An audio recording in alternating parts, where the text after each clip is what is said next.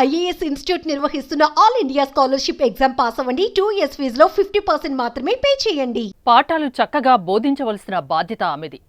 నేటి బాలల్ని రేపటి పౌరులుగా, విద్యావంతులుగా, ఉద్యోగులుగా తీర్చిదిద్దాల్సిన స్థానంలో ఉంది.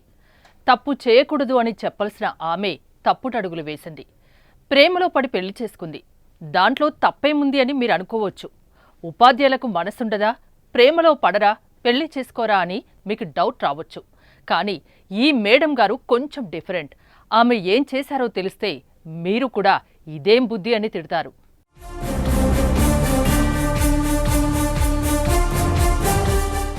ఉత్తరాఖండ్ రాజధాని డెహ్రాడూన్కు చెందిన 25 ఏళ్ల యువతి స్థానికంగా ఒక పాఠశాలలో ఉపాధ్యాయురాలుగా పనిచేస్తుంది. ఆమెకు సోషల్ మీడియా ద్వారా మీరట్కు చెందిన 16 ఏళ్ల ఒక బాలుడు పరిచయమయ్యాడు. బడిలో పాఠాలు చెప్పే ఆమె బాలుడికి ప్రేమ పాఠాలు బోధించింది. అబ్బాయి నెంబర్ తీసుకొని మాటలు కలిపి ముగ్గులోకి దించింది.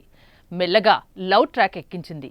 మేడం మాయలో పడి బాలుడు కూడా ఆమెతో పీకల్లోతు ప్రేమలో కూరుకుపోయాడు. ఒకరిని విడిచి ఒకరు ఉండలేనంత మారిపోయింది వారి బంధం. దాంతో వారిద్దరూ పెళ్లి చేసుకోవాలని నిర్ణయించుకున్నారు.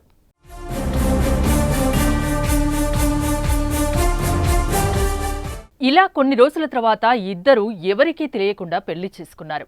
బాలుడు ఉంటున్న మీరట్కు వచ్చిన టీచర్ తనతో పాటు అతన్ని తీసుకెళ్లిపోయింది. బాలుడు మేజర్ అన్నట్లుగా నకిలీ పత్రాలు సృష్టించి ఘజియాబాద్లో అతన్ని రిజిస్టర్ మ్యారేజ్ చేసుకుంది. వారి పెళ్లి విషయం అబ్బాయి తల్లిదండ్రులకు తెలియడంతో వారు పోలీసుల్ని ఆశ్రయించారు. ప్రస్తుతం ఈ వ్యవహారంపై పోలీసులు దర్యాప్తు చేస్తున్నారు.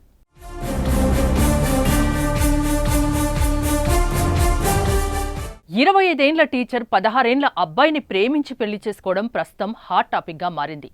ఈ స్టోరీ ద్వారా సోషల్ మీడియా ఎంత నష్టం చేస్తుందో మరోసారి రుజువైంది. చక్కగా చదువుకోవాల్సిన 16 ఏళ్ల బాలుని ప్రేమలోకి టీచర్ దించడం సోషల్ మీడియాలో వైరల్గా మారింది. దీంతో నెటిజన్లు మండిపడుతున్నారు. పవిత్రమైన గురువు స్థానంలో ఉండి పిల్లలతో ఇవేం పాడు పనులు అంటూ ఆగ్రహం వ్యక్తం చేస్తున్నారు. మేడం ఇదేం తీరు అంటూ ప్రశ్నిస్తున్నారు.